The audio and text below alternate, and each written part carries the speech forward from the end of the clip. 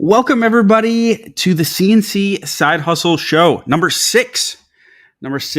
Tonight, I am super excited for this show. Like, seriously, I know I say that every week. I am really excited, but I'm extra excited this week because we have a special guest. We have Garrett from IDC Woodcraft joining us here in just a minute. That's going to be a lot of fun. I've got to know Garrett over the last couple years at different shows. Ooh, excuse me. I'm getting all nervous because of Garrett. But got to know him, different shows, hanging out and talking shop. It's going to be a lot of fun. We're going to actually compete tonight on a brand new segment called the Side Hustle Smackdown. That's right. Called the Smackdown, Showdown, Throwdown, Hoedown, whatever you want to call it. But we're going to go head to head, and you all are going to vote to see who's the winner. And then the winning team is actually going to win one person from the winning team is going to win a prize. So it's going to be a lot of fun. And then we're going to wrap it up. We've got a couple other segments, but we're going to wrap it up with putting Garrett on the hot seat for rapid fire Q&A. So get your questions in throughout the show. If you've been here before, you know how we do it. We don't answer questions as we go. We save them all up, and we have a moderator in the background, Paul, who is going to serve them up and pepper Garrett with them. So we're super excited about that. So stick around all the way to the end because you're not going to want to miss any of this. This is going to be a great show. Real quick, if you're new here, welcome, first of all. And what in the heck is the CNC Side Hustle Show? Well, we started this show to inspire ideas, to teach you maybe something new, but to motivate you to create. And we're going to share some laughs around the way. Around the way. Words are hard. Words are hard. Anyways, we're going to share some laughs along the way. But I have one goal. I have one goal with this show, and that is to inspire you to create. By the end of this live stream, I want you fired up, excited, head out into the shop and create something. That is my one goal. So, welcome everyone. And speaking of welcome, let's bring on our guest. He's backstage here. Let's bring on Garrett. And everybody give a warm CNC Side Hustle welcome to Garrett. Hey, Andy. Thanks for having me on your show. Good to see you again, brother. I forgot I have to have my headphones on to hear you. Yeah, okay. There we go. You got me kind of nervous on this Smackdown thing, dude. Hey, this is my idea. So if it goes south, it's all my fault. Okay. I'll blame it on you then. It's so glad to have you. We've got to know each other over the last couple of years. Yeah. In person and through text message and email. And you first had me on your show, I don't know, last year sometime. That was a great time. We talked about the CNC Side Hustle. That was right around when I was launching the CNC Side Hustle course. Yeah.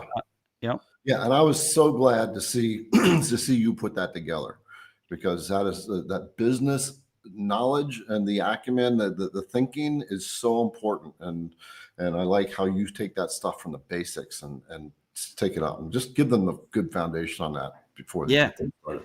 Yeah, I remember very vividly our business conversation during your show. That was a good time. Yeah. So cool. Well, we're going to do it all over again tonight, and I'm going to beat you at this Smackdown, and we're going to see. It's going to be really cool because Eric, who's running the show behind the scenes, actually has this all set up with overlays and everything about like Team Andy and Team Garrett. So it's going to be good. It's going to be good. So, all right. But anyways, let's see who's in the Eric. Can you open the chat here? Who do we got in the house tonight? Pineapple's here tonight. Welcome in. We've got Ronnie. Oh, Ronnie's back. Ronnie, welcome in. Welcoming Garrett in. I love it. Brooks is here. Benny, James. Sweet. Yeah, let us know where you're viewing from. Yeah. Garrett, we're not far from each other. We could technically do this live together. We could. Andy and I are a little over an hour apart, and we still have not physically met up from home. So I'm going to task my administrator, Julianne, to set that up so we can do something together. Yes. Do something, whatever. Do. Yeah. The crazy thing is, so I travel to Louisville, Kentucky, probably pretty free. Probably at least once a month. probably once every couple weeks. And how far are you from Louisville? Like a half an hour? An hour. An hour. Okay. You're up the river. Yep. I could canoe down to you. Cool. So yeah, let's get this show started. We're gonna jump into our first segment here, and which Eric's gonna get us started, and yeah, we'll start there.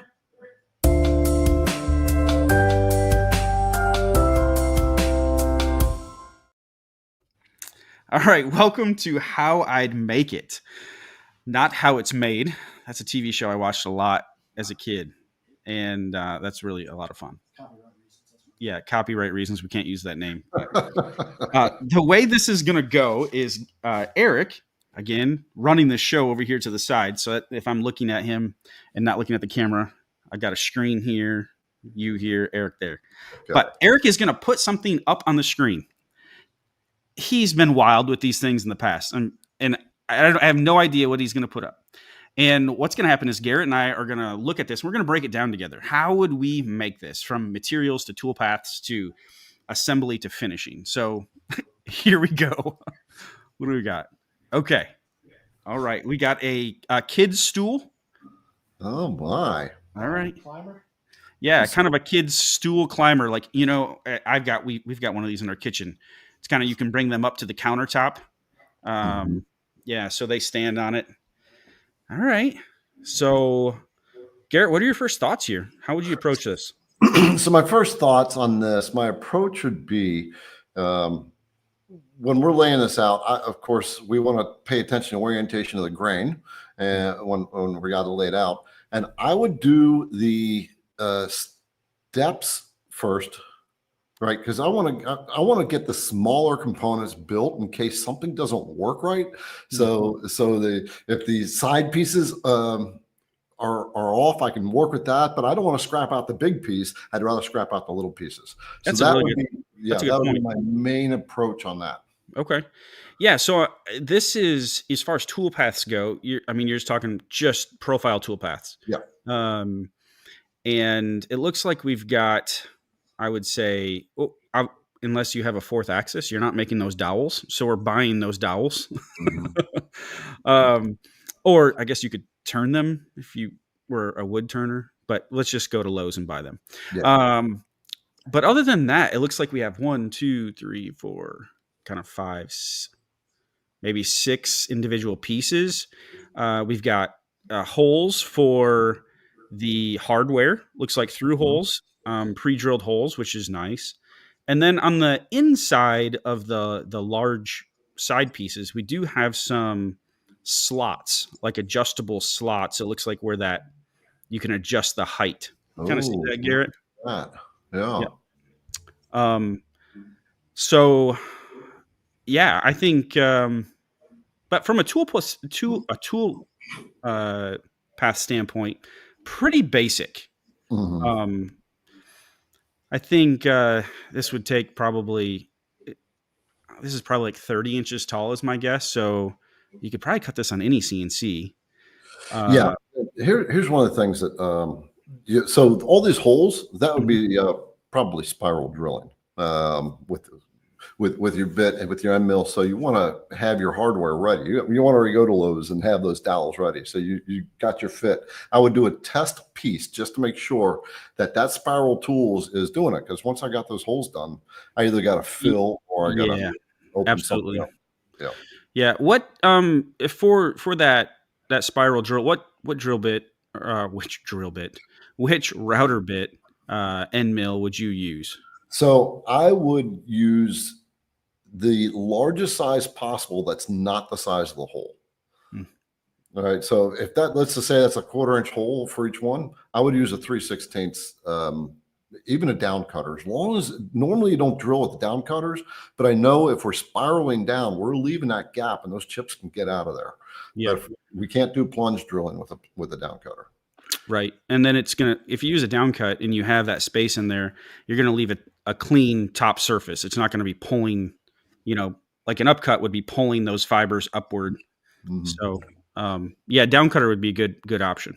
Yeah, the other thing I would take into account though, if these holes, if I would design them to known sizes, like so IDC Woodcraft has the lightning drill bits, you know, eighth inch and a quarter inch. I would design them to that, so I can just do a straight plunge. Yeah, that's a good point too. Yeah. It's a good point too. Yeah. So material wise, I think this would be made out of. This one looks like it's made out of pine. I mean, you could make it out of a harder wood. A lot of times these are made out of plywood, like a higher end, like a birch.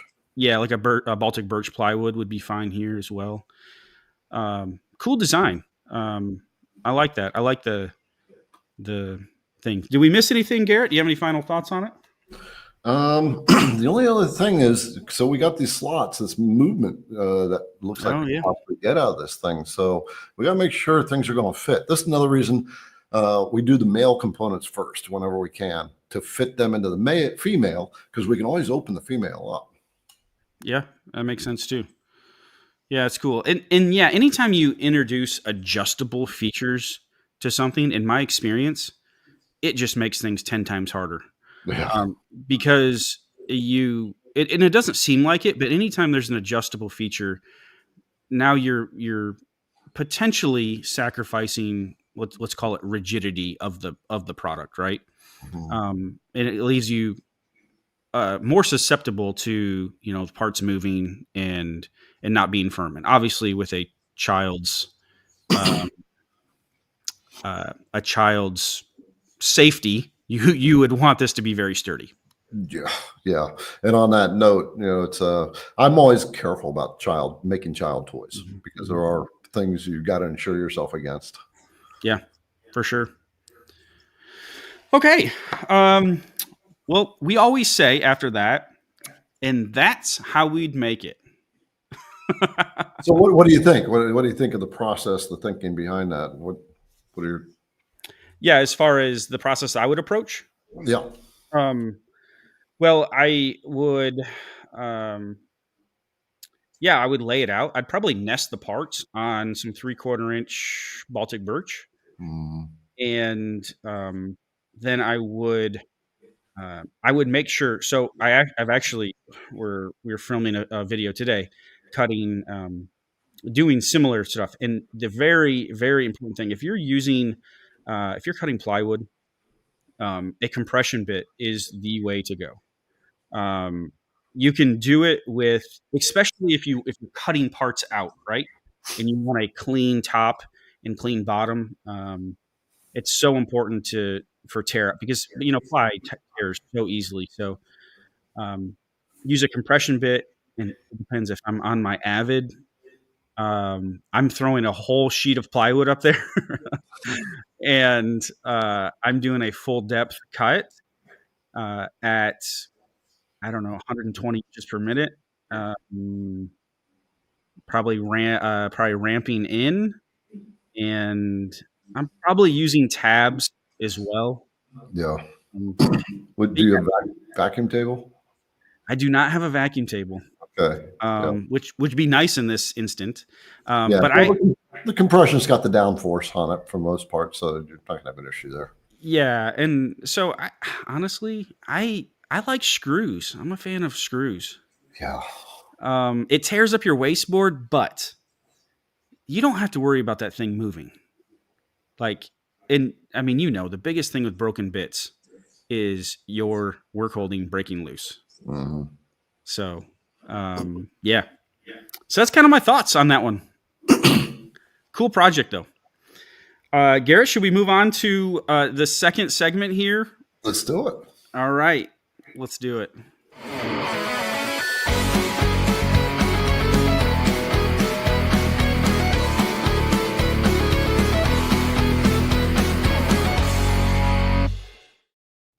All right. Smackdown. All right. You ready? You ready? Yeah.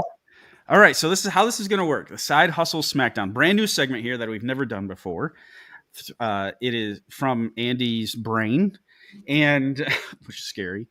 But the way this is going to work is Garrett has picked a product. I haven't seen it yet. I have picked a project. We can call them projects. And that so basically we're going to pitch a beginner CNC product someone could make and sell this weekend. And so we're gonna present. We both picked one that you all can make and sell this weekend, and then you all are going to vote on the winner, on which one you like the most. So Garrett, you're the guest. I'll let you choose. You want me to go first, or you want to go first? Well, I'm always about diving off the diving board without the water in the pool, so I guess I'll go first.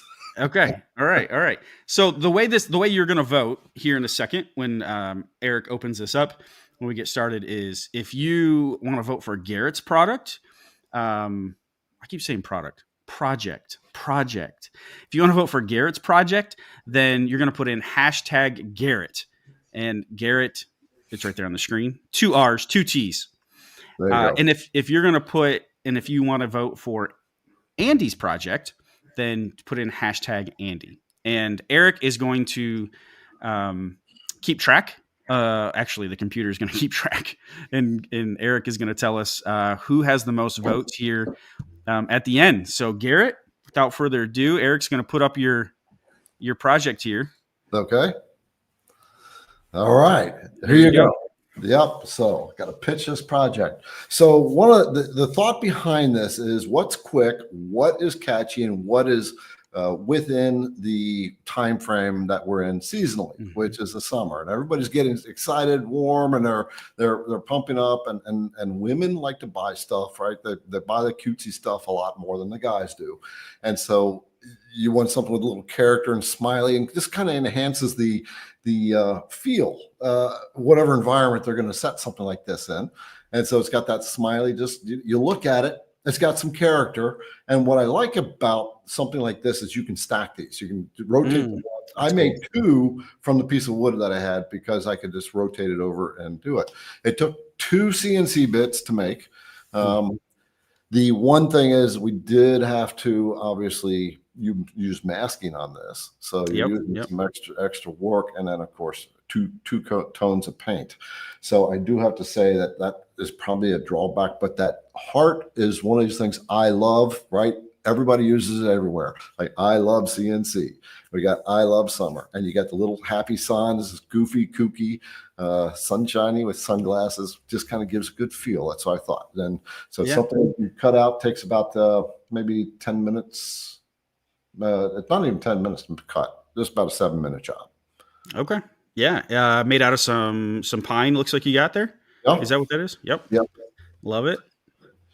No, that's really cool. Uh-oh, I'm in trouble. Man. But I really like that. I love that the angle that you took there, right? Like we're going into summer, we're going into a time where not only people, you can make and sell this weekend, right? Or next weekend or the following weekend. But the idea is that people are excited to make this kind of stuff too.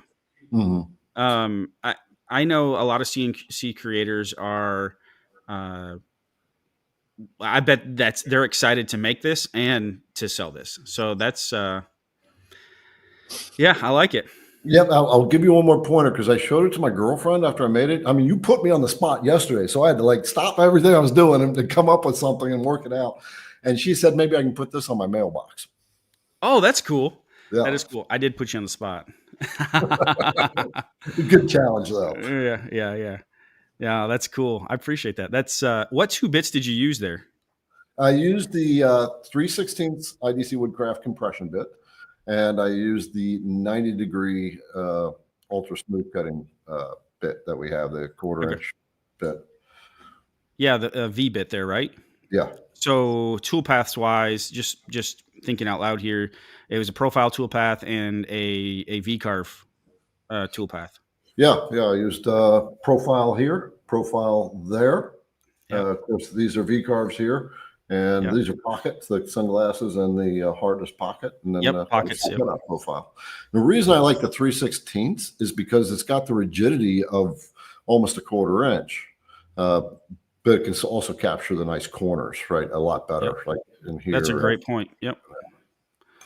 Yeah, that's a great point. I learned that trick too with even going the other way, I'm getting off topic here, but this is a cool, something I learned, that same concept. Going from a 1/4 inch to if you can do 3/8 tooling, is the same concept. You offer I think the rigidity from a 1/4 inch to a 3/8 is like 10x. Oh, It's something crazy that you wouldn't think. It's not proportionate.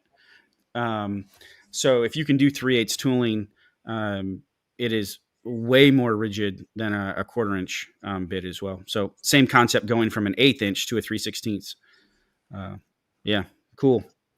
All right, I'm ready. Garrett, are you ready, Eric? All right. All right. I made this tray a little while ago, and so it's a I love you jewelry dish, jewelry tray, and think about a nightstand. And so this is, I think I measured it. It was like 4 inches by 4 inches, so it's not very big. It's a small little tray, and then it has "I love you" over and over and over again, V carved into the bottom of it. So my angle here is pretty easy to make. Make and sell this weekend is Mother's Day. So I was like, you know what? I'm going with this one. Pulling on those heartstrings, be a great Mother's Day gift. It can also be an anniversary gift. It can be, a Valentine's Day gift. I think that's when I originally made it was for Valentine's Day. And my wife actually has this on her nightstand. And she uses it. So how I made this one, and this is actually made out of some Cuban mahogany. And it is using a 3/4 inch bowl and tray bit to get the tray portion, and rounding over. I always love, one of my favorite bits, Garrett, is the bowl and tray bit. Mm-hmm. Just because it adds so much to the just adding that 1/4 inch radius on the bottom of the tray, adds such a detail. It's such a small detail, but rather than using a straight bit, a straight spiral or something like that, where you're going to get that 90-degree corner, so plus you can hog out material really quickly with those bits, and you can break those bits. A 3/4 Garrett, is your bowl and tray bit a 1/2 inch or 3/4? Do you know? 1 inch. It's 1 inch. 1 inch diameter, and I designed it with 1 inch so I get a nice big radius on that. Okay. How big a shank is that? A 1/4 inch shank. 1/4 inch shank. Yeah. So you gotta keep that thing up in the. Yeah.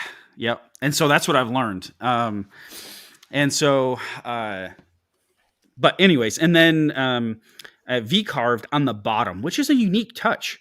Not many times do you see V carving in a recess. One thing you need to be really careful of here is your clearance on your V bit when you get to the edges of that tray, because the V bit is not, the machine does not know where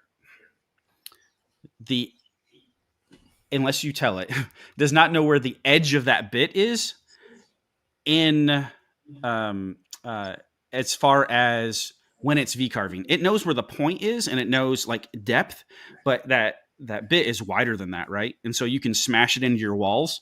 So I think I left a 1/2 inch clearance all the way around this on the inside. And then another cool touch I added was, it's a profile toolpath on the outside, but I did add a small chamfer, if you see that, on the inside and outside. And did you do that with the same V bit? I did it with the same V bit. Okay, cool. Yep. Which I believe I used a 60-degree V bit here. That's typically what I use. Maybe it was a 30. It might have been finer. It might have been a 30, but yeah. So that's my pitch. Make this for Mother's Day this weekend. Am I winning yet? Who knows? But I gotta say, something. As soon as I saw yours, I was like, "Uh-oh," because mine is a summer fun, put it on the shelf kind of thing, right? And it comes down and goes in a box for the rest of the season. But yours is it's a keepsake that.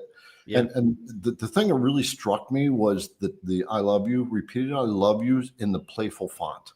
Yes. Right? That as soon as you see that, that just jumps out. It's just that you can't get rid of that thing because of that. Yeah. So, So, I don't know. know. So remember, hashtag Garrett for show Garrett sign again. There you go. I love you summer sign, hashtag Garrett right there on the screen. And then hashtag Andy for the I love you tray. And we're just gonna see here. We'll let a couple votes come in. Yeah. And no, I saw someone in there. Looks like Brooks said LOL hashtag both. You can't vote for both.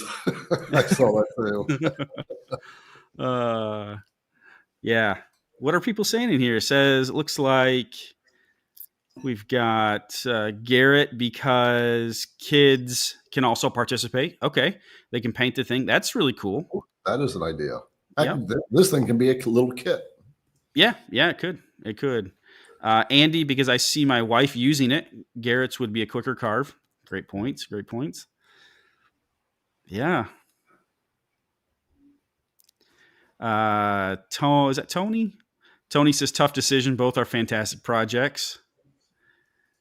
We've got all right. Both are great. Make better furniture says both are great. Yeah, I like what Ray says. Different approaches, right? There's two projects, two different angles completely. Yep. Yeah. And they both have their own way to draw somebody in. Yeah. And what I always talk about too, and Garrett, I know you and I have had this conversation a lot, is, and even in our businesses, we think this way. You know, we need to make products. I don't care what the product is, physical, digital, doesn't matter. You know, for somebody specific, for a specific problem that solves a specific problem. And we need to make our projects with them in mind, you know? And I always talk about it, aligning your product with your audience, your product with your market, your product with your customer. Where I think one of the many stumbling blocks is people make something that they didn't think. The goal is to sell it, but they didn't think who they were going to sell it to or where they were going to sell it, right? Yeah. And that's kind of where products, even if it's a great product, it can get lost because it's just, you know, you didn't put that forethought into that alignment. Mm-hmm. Yeah, it's who, why, and where. Yeah. Right.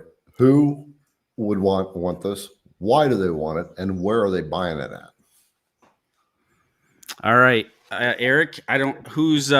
Do we have any final votes? Everybody got their votes in here? Just want to make sure. I don't want to leave anybody out. Get your final vote in. Hashtag Garrett. Hashtag Andy. Tell me 5, 4, 3, 2, 1. Oh, yeah, bow down, Andy. Hey, nice. That was really close, though. Only 4 votes separated us. Yeah. Wow. That's fun to do. Yeah, that was a lot of fun. I like that one. To do a little more of that one. Yeah, that's cool. Well, good job, Garrett. Thank you for being a good sport and letting me win. Yeah, hey. Thank you for making me get creative and sitting on my computer. What the heck am I going to make? You're like, dang it, Andy, why are you doing this? No, I appreciate that. I appreciate your effort. And that was so much fun. Yeah, totally. All right. So this next part is we're going to Garrett. Man, I feel really bad now, Garrett. You graciously said that you would give away a bit to one person on the winning team. Mm-hmm. And I won, you lost, and now you have to give something even though you lost. You know, this, like you said, in business, we still have to be givers, dude. Yeah, that's true. It's losing in good sport. And it's not a loss, right? I had to get creative to come up with something like this. That's and now I got a gift I can give to my daughter or something like that. And my girlfriend can put hers on a mailbox. Yeah. I love it. I love it. I appreciate that. All right. So Garrett is going to give, we're going to draw someone's name, and we're using the giveaway tool here. So it's going to pop up on screen to one lucky person. Garrett, what does the winner need to do? Okay. So what they would need to do is they would have to go to the contact page on the IDC Woodcraft website, or email garrett@idcwoodcraft.com, and they would say Thursday winner. Right. Okay. And Julianne, my administrator, is watching, so she'll record who is doing this, and who the winner is. And then when we get the email, then we'll take care of you from there. Awesome. Thanks again, Julianne and Garrett, for being willing to give to the community and the audience. So, all right. So one lucky winner from Team Andy, Eric. That you have a 1 in 28 chance to. Don't worry, hashtag Andy's not going to win. 1 in 28 chance. We are in there. Andrew Clyde. Andrew, congratulations. I get to give something to Andrew. Yeah, you do. Awesome. So Andrew Clyde, email Garrett@idcwoodcraft.com. Is that good, Garrett? Yep. Here's what Andrew's going to get. All right. We're going to get the Beast type from IDC Woodcraft. The Beast roughing bit. There you go. Hey, I've got a Beast here too. Look at, we've got Beast all over. Yeah, we do. So cool. Beast. Cool. All right. Beast. So Andy, you got one of the baddest ass bits on the planet. Yeah. I still got mine right here. I've tried one of them. You gave me two. I've tried one of them, and I got one of them that it's still brand new here. But okay. I explain to someone that isn't, because I was new to roughing bits, right? It's not what is a roughing bit, and what is it used for? What do you see the Beast being used? Okay. So I use this guy all the time whenever I am hogging out a ton of material or a lot of material. You can see the serrations on this. Yep. Right? It's got a deep flute, and this bit actually is a 3-flute bit, and the flutes taper out. All right. So what it's designed to do is remove a lot of material really fast. And the intent, there's two intents behind that. It is, number one, because when you're carving out something like the bowl you have there, that takes some time. So you can use this bit, run it at like 3 times the depth, 80% step over and a really high feed rate. I've run this up to 300 inches per minute at 80% step over at 1 inch deep, right? And so you're blown away at how much material you're taking off at one time. Yeah. And so it's got a really high chip load value because of the serrations. It's constantly breaking its chips out. The other reason for this type of bit is to not put the wear and tear on your finishing bits. So finishing bits, yeah. These spiral end mills in CNC, we call them finishing tools because they have a nice clean edge. But if it's doing all that work, removing all that material, you are working that bit, and you're taking the life out of the bit a lot faster. And so this, even when they start to dull up, they still cut really well. And then these last a ton longer. Yeah. So that's an interesting thing what you said, like I never thought about the depth of the flute. I thought about numbers of flutes, right? Because you have 2 flutes, 3 flutes, but the depth of the flute makes a lot of sense. You're taking essentially a bigger bite. Yeah. Well, you're increasing the chip load capability of it. Yeah. Yeah. So it's something that I need to get used to working in my workflow. It's a new thing to me, so I'm learning. Yeah. When I was watching your intro and seeing all the cool smokers that you made, I'm going, that probably would go twice as fast if he had the Beast.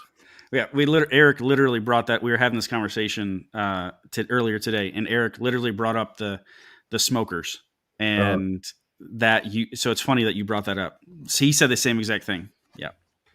So Yeah, absolutely. And that's white oak too. That's a hard material. Yeah. So I max the spindle speed on these things and crank them up as fast as I can go. All right. We're going to try it. We're going to do that. It's going to blow you away, Andy. All right. I'm ready for it. All right. We've got our winner picked. Make sure you reach out to Garrett at IDC Woodcraft, and they'll get you taken care of. Get you a beast. A beast. All right. We're going to head to our next segment.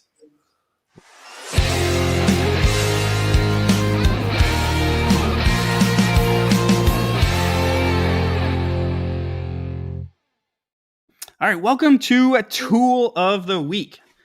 I used this joke a month ago, so I'm going to use it again. No, we are not talking about your neighbor. That's not the tool that we're talking about. But and you could flip. Maybe I'll change the person. Neighbor next time. Coworker, wife. No, I didn't say that. But what we're going to do is we're going to share one of our favorite tools in our shops. And so I'm going to go first, and I get a ton of questions on this. So I am going to actually, someone brought this up. I believe it was B from B's Boards. She wanted to know what double-sided tape I use, because I am a double-sided tape and screw guy when it comes to work holding. Blue tape and CA glue works too. Clamps work too, but I've always go to screws and double-sided tape. So this tape right here is the best double-sided tape for CNC. It holds unbelievably good. It does not leave a residue at all, and it's the best one I found. Now, and it's not just double-sided tapes are interesting. This particular one, this professional carpet tape by Sure Tape, is what you need to look for. You cannot buy this online, and it's getting hard to find in store. I buy my local Lowe's out every time they get a shipment. That's why it's hard to find in stores anymore, Andy. You're buying it all out. I just buy a case of it. I don't go through it all that quickly. I mean, a case will last me quite a long time. But this one is fantastic. So I can't really leave a link for you to find it, but just look Sure Tape professional carpet tape. Good stuff. If I can't find this, I've been using this. This is my second favorite. It is not as good as this. There we go. We can see it right there. But X-Fasten's woodworking tape. I use this second. I have to use more of this to get the same holding power as this. But this still does a good job. It doesn't leave a residue. It doesn't gum up your bits. You can cut through it. Same thing with this. It just doesn't hold as well as this, but it's still sufficient. So there you go. That is the double-sided tape. So Garrett, I don't know if you've used a lot of double-sided tape in your projects. Yeah, I tend to when I'm using the taping method, I tend to the CA glue method. Although sometimes that backfires, right? Because sometimes that glue seeps off. I do have double-sided tape. I use the X-Fasten. That stuff, you get it. It's like, get off me when you're peeling it off. And it's kind of tough to pull off. It sticks. But it's kind of tough to pull off the. It can be. Yeah. Yeah. What I like, the reason I like this stuff so good is because it has a. It doesn't rip easily, like at all. You have to cut it, you know. And this is it's made for it's indoor outdoor professional carpet tape. Yeah. This is crazy. I actually learned this from a friend who like 5 years ago. He said, "Have you tried this stuff?" And I was like, "No." And he's local. He ran a lot of CNC stuff, and he's like, "Try this." And I was like, "Yep, that's it." So yeah, I generally it really depends on the job for me. Yeah.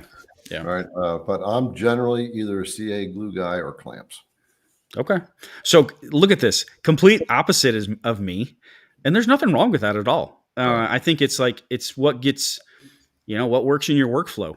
And so I'll use double-sided tape probably the same time you use the CA glue method. Yeah. And then when you use clamps, I'm probably using screws. Yeah. Yeah. And I've used screws too. But I will have to try that tape for sure. I think I had it a long time ago, but like when I first got into CNC. Okay. Yeah. You have to try it out. Like, I like this when you obviously I can't screw through the face of something when I'm engraving something. It worked. I've had great luck with it. So, all right, Garrett, what is your tool of the week? My tool of the week. Well, so my tool of the week is going to be this 3/16 compression bit. Yeah. Right. IDC is a CNC bit company, but I make stuff on it from time to time, and I like this because of the strength over the 1/8 bit, like I said before. But it can still cut smaller diameters, and I can still on plywood. I can get up to. I've gotten up to 240 inches on this thing. Oh wow! You couldn't do. Yeah, you couldn't do that on an 1/8 inch bit. No. So that's cool. Do you got I like the other thing too is talk about the radius a little bit more. I don't know if people maybe completely understand that. Like, what can you do with a 3/16 bit that you can't do with, like, say, a 1/4 inch or a 3/8 bit? Okay, well, so going back to this project right here. All right.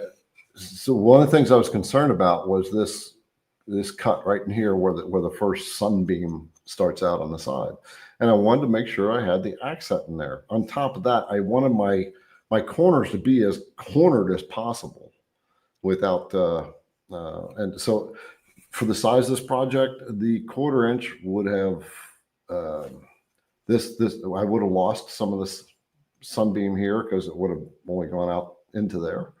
And the corners wouldn't be as sharp as they are. Yeah. There's still, you can still see it, it's still rounded out. But yeah, so it has to do with the radius of that bit, right? Yep. The radius of that 3/16 bit gives you better detail. Yeah, when you're doing a corner of any kind, the max you can get in a corner is half the diameter of the tool. Yep. All right. So 1/4 inch diameter tool, your radius is going to be 1/8. At the 3/16, it's going to be 6/9 or 6 whatever 30 seconds. There we go. There you go. That's why we need to go to millimeters or centimeters. That makes more sense. That's for that reason. But that's cool. Do you have any other tools? Of the week? Well, so the Beast is always one. This is my absolute top favorite, right? Because of how fast I can remove material with this thing. But the other one I like is the bladed style 90-degree V-bit. Okay. Just getting to a nice fine point, which is what this was done. It's not too deep, but I could still get all the detail I needed out of it. So with this type of bit, we can still get good lines out of it. And because of the knife style, it's a nice clean cut. And what a knife style is two types of V bits. You've got the one that's flat, the flat edge on it. This is actually like a blade that comes in. Okay. So the life of it isn't as long as a flat would be, but because I was thinking about this, is like these are the 3 bits. So I hope you didn't mind, Andy, but we kind of talked to Julianne earlier and said, let's give Andy's crew a discount on these things. Really? Sweet. Yeah. Okay. Yeah. Tell us about it. So the 3 bits that we got right here, these two made the sun, right? The summer sign. And this is just my favorite. So what we're doing is we are doing a a temporary kind of a flash sale for these 3 bits. Mm-hmm. We're going to give your group 15% off if they want. Sweet. All right. Well, thank you for that. I'll say thank you for all the thousands of people that'll watch this. Yep. And that's cool. We've even got some comments in there that says thanks, Garrett. That's awesome. So what do they need to do to do that? So if you go to idcwoodcraft.com and you select those bits, you got the beast. You can type that in the search bar to look under roughing tools. The V bit, right? You can go to the V grooving bits or the engraving category. Of course, this is straight cutter, so go there. I was going to whip up a quick bundle, but we weren't able to do that. Go to the IDC Woodcraft website, find the 3/16 compression, the 90-degree ultra smooth cutting, ultra clean cutting V bit, and the beast. And when they check out, use the discount code Andy15, all capital letters, one word, Andy15. Right. There we go. Eric's got it up on screen there. Andy15. Perfect. So coupon code Andy15 will get you 15% off those 3 bits. And that is good. That's good until midnight Eastern Standard Time. Okay. All right. Today. Yep. So today is so you got to get them. So you can go get them, try them out. You got to go get them right after the show and save 15%. That's fantastic. Yeah. We're throwing some M&Ms. Yeah, M&Ms always end up in the packages we send out. There you go. Liberty takes care of that. Mm-hmm. Garrett, and forgive me. I know there's a lot of people that I would say most of the people here know what you do, but I see IDC Woodcraft is the bit supplier of the maker community, right? And so what Garrett, that's his business. IDC Woodcraft is the, well, I'll let you say it, Garrett. How would you describe what you do? So at the surface, IDC Woodcraft is a supplier of premium CNC router bits. But it is to me, it is an educational platform to help the beginners and intermediates get up to speed and become experts. All right. So I'm a teacher, and part of that is what are the problems that people are having, right? And so let's solve these problems, provide and it just turned out to be, CNC router bits. It all started when I got into CNC routing and I was looking for a starter set. Mm-hmm. And I couldn't find a starter set, and I couldn't find anybody to tell me what do I need to start with. Yeah. And so I put that starter set together and it took off from there. And cool. But the whole concept is, I always look at, there's always somebody on the other side of that transaction. Yeah. So there's a person, they have a need, they have a desire. I don't want to treat anybody like a number. Yeah, absolutely. For sure. So we're going to get ready to go to rapid fire questions, but Eric is telling me we need more questions. So if you have got any questions for Garrett about bits, about CNC, about business, he's here. He's on the hot seat. And we're going to feed him up questions. If you got any questions for me too, feel free to ask as well. But we've only got Garrett here tonight. And depending on how well he likes us, he may come back. He may not. This may be your only time ever to ask Garrett. No, we'll gladly have you back anytime you want to come. Yeah, I'd love to come back. This is a lot of fun. I love doing this kind of stuff. Yeah, I run my own show, but it's nice to be a guest on somebody else's show for a change. Yeah, right. Yeah, for sure. But I do want to take a minute, Andy, and thank you for the work that you do. And I've watched you progress too. You've been at this a little longer than I have in the public sphere, and you've captured the idea that a good 60% of the people who get into this, 70%, are looking to figure out how to turn this into a business. Yeah. And you have the practical experience, and you're finding, you're taking that skill now and helping other people navigate that world, because it is it can be daunting, even just selling one or two things. Yes. Yes. We've had lengthy business conversations, and just about, I wouldn't, the way I'd put it is I would never I wouldn't rather do anything else. Mm-hmm. But it is challenging every day. And I think if I can, I was thinking about this the other day. I was talking to, I think, my wife or something. And so I was fortunate to grow up in a family. My dad owns a snow removal business in Michigan, which is grown. He's owned it over 30 years, and it has grown substantially to now it's across the whole state. And it's pretty big, but it started just with one truck. And, I had a front row seat to that. That was my first job, actually. That's how I got my first vehicle. My dad said, I will buy a truck and a plow, and you will plow snow.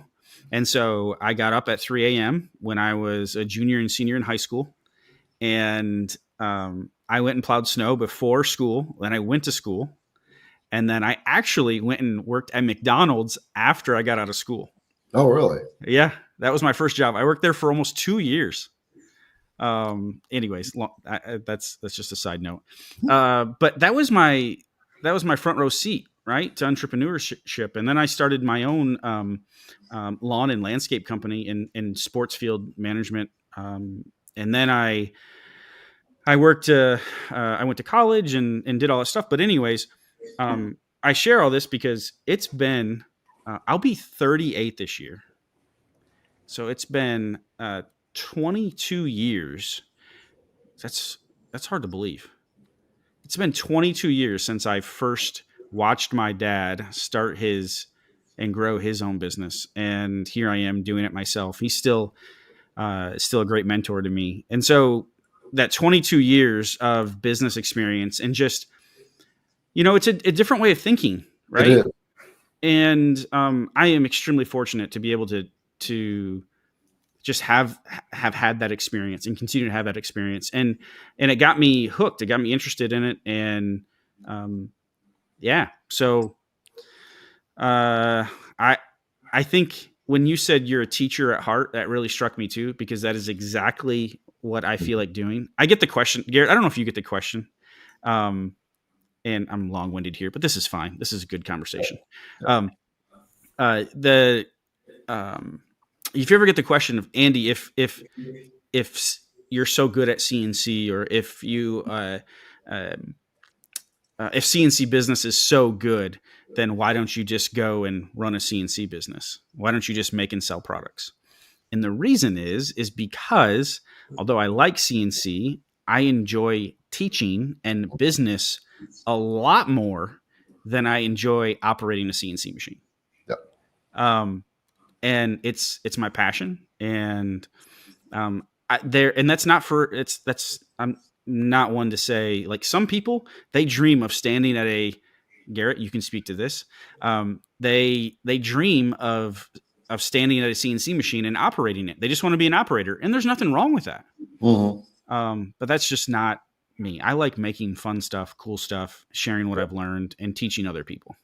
Yeah.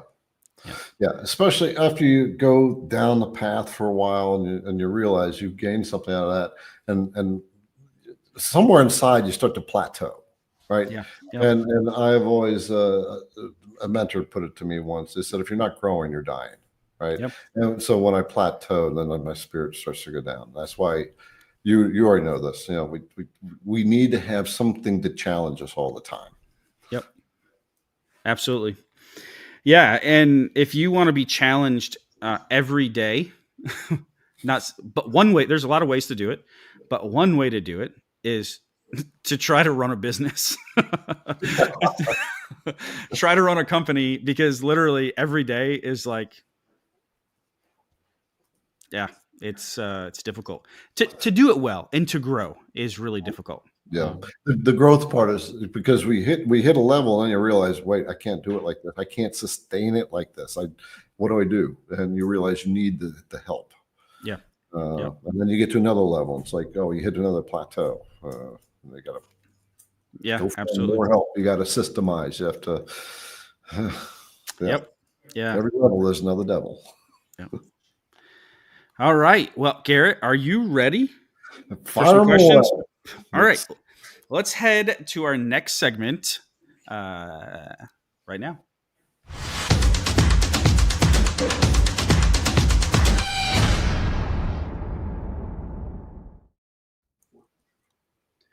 right, here we are, rapid fire Q&A. All the questions that you've been putting in the chat, we've had Paul, our moderator, curating them in the background and going to serve them up right to Garrett. Garrett doesn't know what's coming. And that's like the way we like to keep it around here. We like to keep people on their toes and have fun and be miserable at the same time. So here we go with question number 1. Garrett, and I will just let you read it right off the screen. Okay. Is it possible to get the files for the 2 projects? Ooh. You know what? I'll make mine available. Yeah, I can make mine available as well. I would say, how should we do this, Garrett? Let us figure it out. Yeah. But check out I'll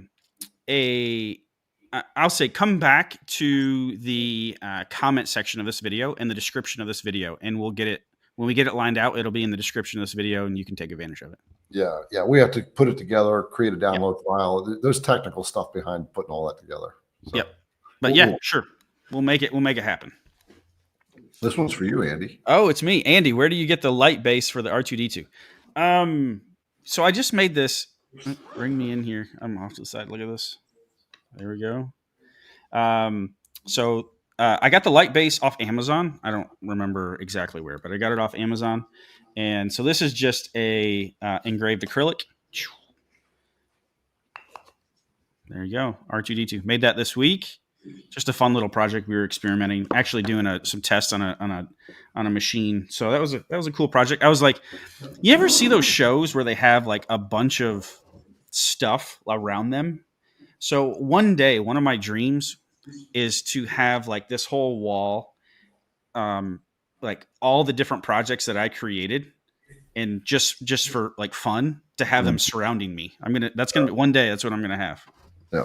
You know, I just had a cool business idea so if you can set up a booth somewhere at a show and you have a little machine there that's just going to engrave the little plaques like that, and you can custom make them on the spot. That would be huge. Yeah. That'd be good. Because it doesn't take long. No. All right. So Norm is asking a V-Carve Pro, what is scale factor for the toolpath summary and why was it set to 2? Yeah, scale factor. So that is when you go to you're doing the tool paths and you hit the little clock to see when the timing. That scale factor is a factor of the rapid motion of your machine. So it's defaulted to 2 because Vectric doesn't know how fast your machine moves at a rapid motion, and so it's basically an adjustment. The way to figure that out that I've learned from Kyle is run a couple projects out and time them, and then you go back and you adjust that scale factor until all your times come in relatively close, and that would be your scale factor for your particular machine. Okay, awesome. Yeah. Barry Lane. Yeah.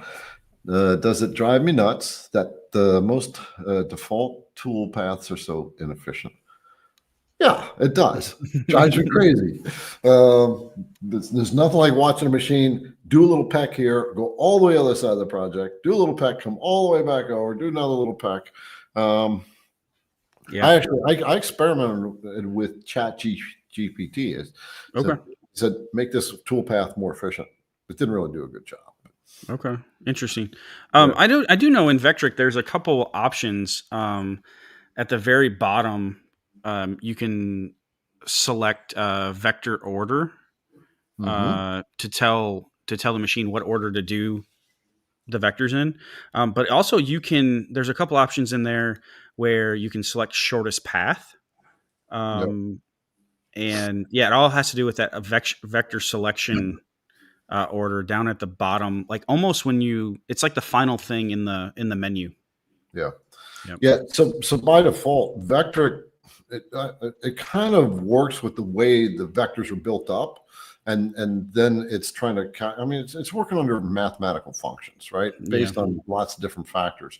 So they do have a lot of flexibility by letting you choose things, and you can pick the start points of various lines, change the start point of the line to make it much more efficient. Yeah. But yeah, I know Vectric is working on that. Yeah. Okay. Let's see. Stefan is saying, how deep can you run your 1-inch bull bit? Ooh. Yeah, so I wouldn't go any more than a 1/4 inch deep per pass. Yeah, that's a lot of material with a 1-inch bit. That's a big body bit, right? Yeah. And you want to be careful about the forces that you're applying to that. To that shank, right? To that 1/4 inch shank. Yeah. For sure. Ask me how I know. Yeah, I know. That's why I put out that chart that tells you about your bit into how far it should be stuck in, how far you should not, like try to get as much length out of it as you can. Yeah, absolutely. Any advice for cutting aluminum? I see Mike's. So I would say, first of all, the style of router bit. All right. You do not want to cut metal with a down cutter, right? Unless you really know what you're doing. All right. You always want to use an upcut bit when you're cutting metal. The length of your bit's going to make a difference too. You remember, metal is a whole different ball game. There's a lot of different forces that are being applied on that. Yeah. One thing with aluminum is aluminum gets soft when you're cutting it. And if you don't cut it at the right feeds and speeds, it'll gall right up in the flutes. Yeah, you almost weld it to the flutes. Yeah, it actually doesn't weld. You can pick it out, but it's like it's like hugged in there. Yeah. So you really got to figure out your feeds and speeds with that. And definitely want to use some kind of lubrication. I was going to say some kind of lubricant, either even air assist at the minimum to get those chips out of there, right? Mm-hmm. Yeah. I don't know much about aluminum. I've only milled it maybe once or twice, and I think I broke or ruined 3 or 4 bits doing it. So I'm not a professional. Okay. There's some people who use the O-flute bits on aluminum. I am not a fan of doing that. Okay. I prefer using the end mills on that. Okay. All right. What do we got next here? Oh, David is saying, how do you choose projects to make when there's literally tens of thousands of options? Me, if I'm going to sell, I am looking to niche myself. I am going to find something that they say go where the money is, right? So go to where people are spending money at. Yeah. But niche yourself. That's what I would do. Niche yourself, narrow yourself. You want to think like a well, narrow and deep, right? So one or two products, refine that, and then start working out. But definitely go where the money's at. Yeah, I'll add to that. Make something that you're excited about. Yeah. Start there, and then if you continue doing that, you won't go wrong. Make something that you're excited about. If you don't know where to start, start there. Andy at Roll Up in Sunshine says, what sort of bit for cutting carbon fiber? I don't keep those on hand right now, but people, they call them a corn cob bit. All right. It's I actually have one I bought because I wanted to start looking at it, play with it a little bit. But it's called a corn cob bit. It doesn't have cutting edges on it. It's basically a big file, and it just grinds its way through there. And the reason is because carbon fiber, phenolic, those are super abrasive. They will destroy your bits in no time. Okay.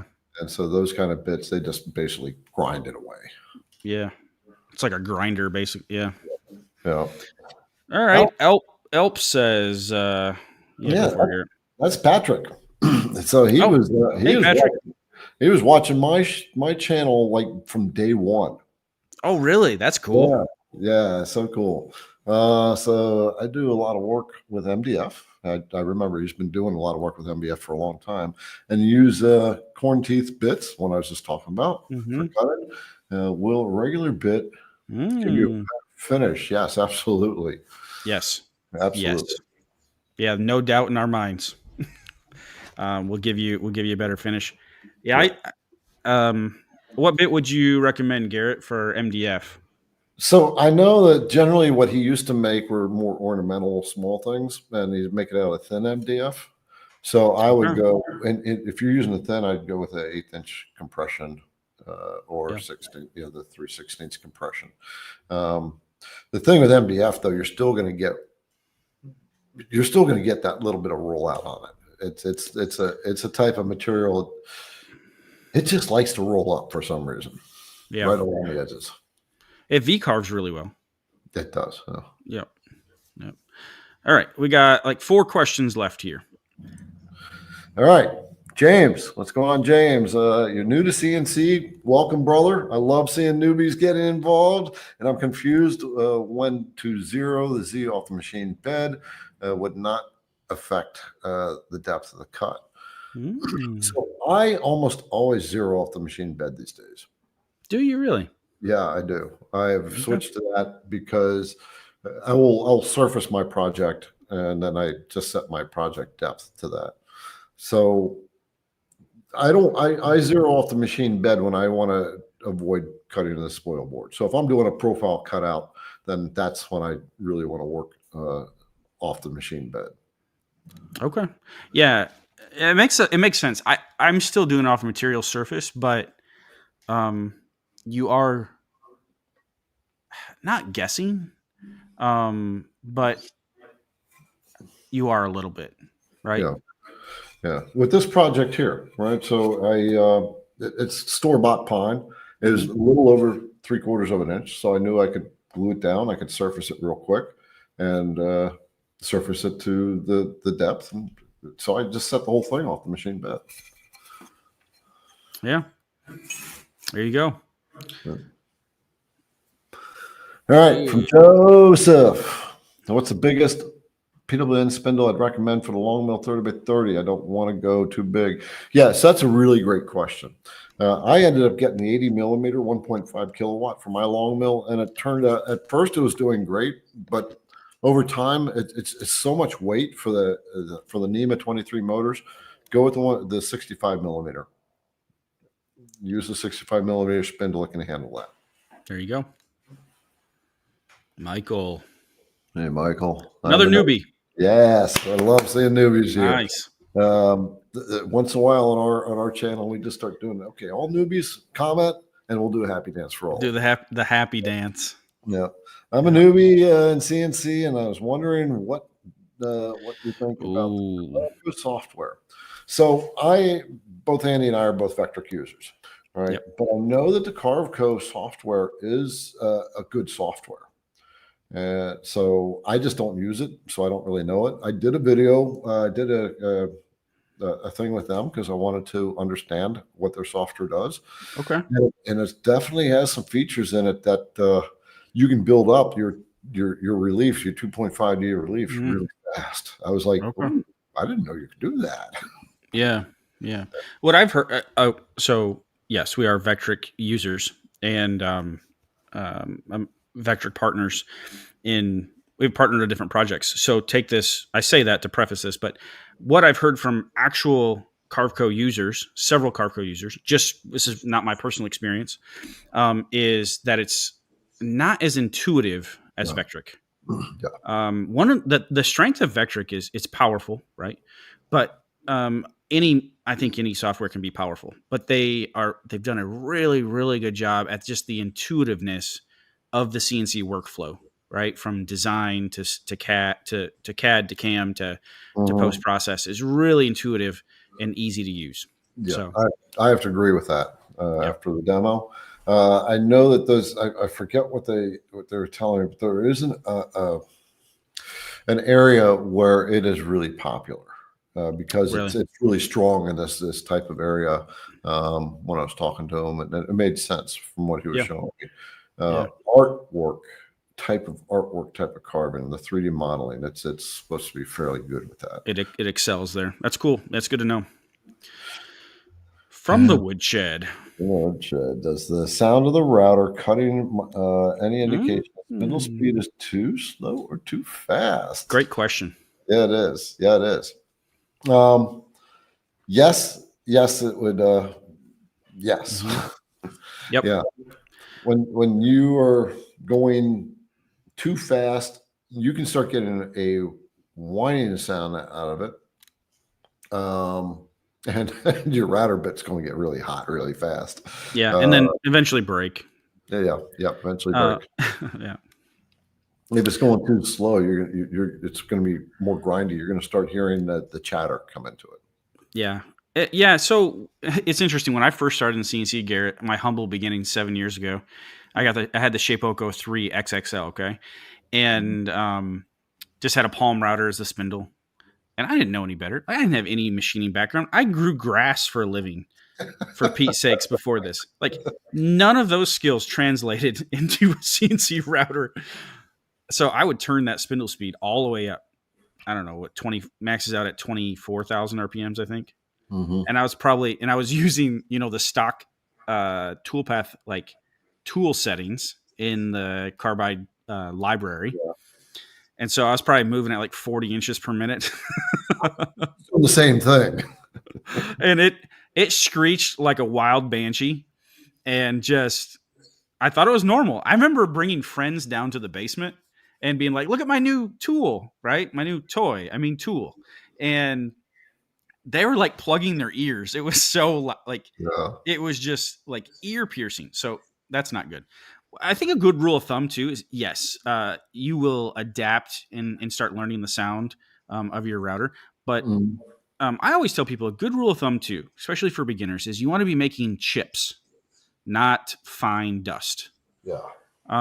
So it's actually, think about it, you're taking a bite of the flute of the bit is taking a bite out. You don't want to grind it into tiny little pieces of dust.